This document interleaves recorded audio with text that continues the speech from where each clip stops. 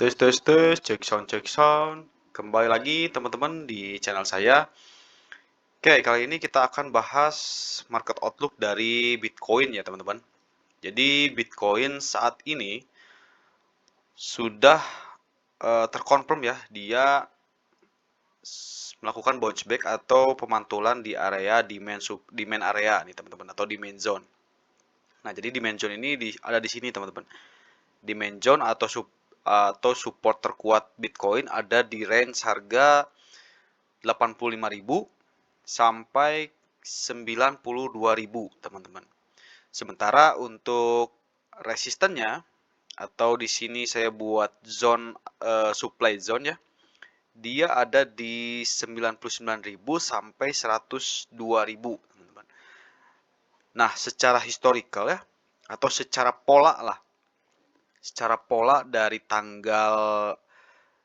November 2024 ya, ketika dia melakukan kenaikan tertinggi atau kenaikan signifikan, Bitcoin ini setelah kenaikan itu dia tidak berhasil naik lebih jauh lagi ya.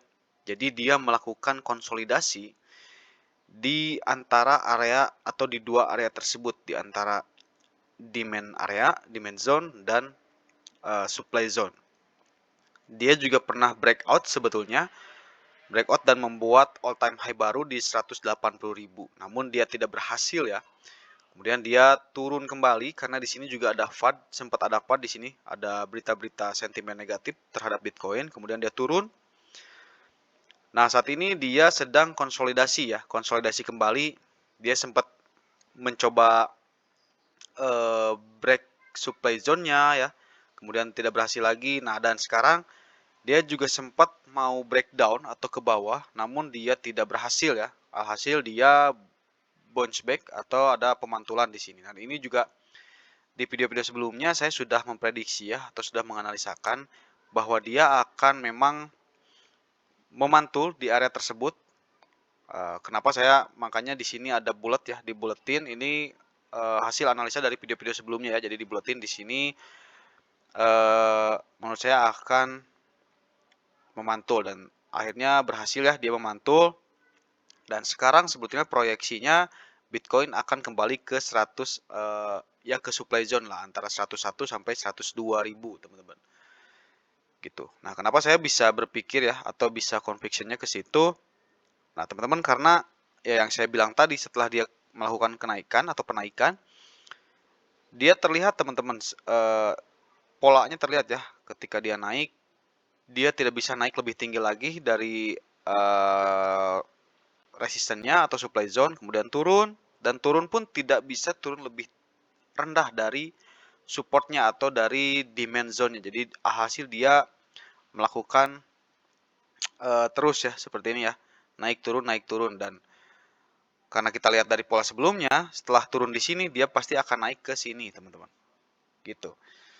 Meskipun memang di sini ada kenaikan ya, namun ya kita ambil garis besarnya bahwa dia memang naik turun di area tersebut, sehingga bisa saya asumsikan atau bisa saya definisikan kenaikan selanjutnya dia akan mencapai ke atau akan menuju ke supply zone yang ada di sini, yaitu di 99 sampai 102 gitu ya teman-teman. Oke, kemudian di sini juga saya tambahkan ada indikator stokastik RSI ya. Jadi indikator ini ya fungsinya untuk mengidentifikasi ya, dan memberikan indikasi bahwa si chart atau si harga tersebut sudah murah atau sudah mahal. Nah, di sini terlihat ya. Jadi ketika stokastik RSI-nya sudah di bawah, nah di sini jadi jika dia melewati garis yang biru, dua biru ini, atau keluar dari area biru ini, dia bisa dikatakan adalah oversold atau terlalu banyak orang yang menjual, atau bisa diartikan juga sudah kemurahan nih. Jadi harusnya sudah saatnya untuk investor itu atau orang-orang membeli ya, karena sudah kemurahan. Nah, sebaliknya kalau misalkan si garis ini ada di area atas, ini akan bisa dikatakan overbuy atau sudah terlalu banyak orang yang membeli, atau bisa diartikan juga harganya sudah terlalu mahal. Jadi sudah saatnya untuk taking profit. Nah, teman-teman bisa lihat juga ya, ketika indikator stokastik RSI-nya di atas, dia pasti akan ke bawah nih. Dia di atas dulu juga, dia akan ke bawah, set, langsung turun ya. Jadi ketika kemahalan, dia akan jual. Nah, ketika kemurahan, dia juga akan beli. Nah, makanya proyeksinya akan naik, teman-teman. Nah, ini indikator itu gunanya untuk ketika kita melihat market secara langsung ya, menggunakan candlestick. Nah, ini hanya untuk memastikan, teman-teman, apa sih yang benar nggak sih analisa kita. Nah, di sini indikasinya juga benar gitu ya. Nah, makanya saya punya conviction atau punya keyakinan dia akan naik gitu. Nah, jadi menurut saya di minggu ini memang penutupan merah ya teman-teman, merah. Namun di minggu depan saya yakin di hari esok ya. Jadi di tanggal 13 di Senin itu mungkin market akan langsung hijau teman-teman, karena kita lihat market outlook sekarang ya.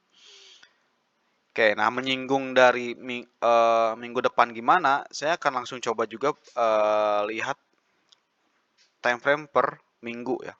Itu time frame lebih jauh.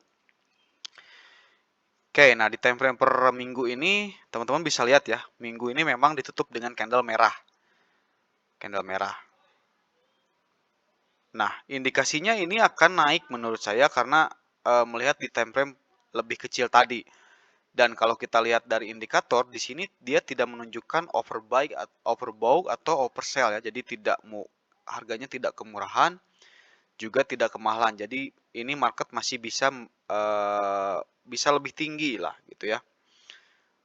Nah, itu jadi untuk Bitcoin mungkin analisanya seperti itu teman-teman untuk proyeksi minggu depan. Jadi teman-teman selalu lakukanlah seperti biasa ya.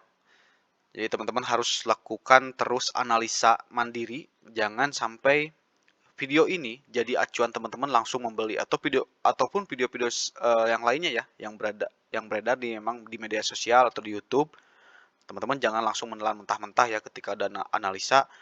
Selalu lakukan teman-teman analisa lagi ya, analisa mandiri, dan kalau bisa ya konten-konten yang ada di media sosial itu hanya untuk komparasi.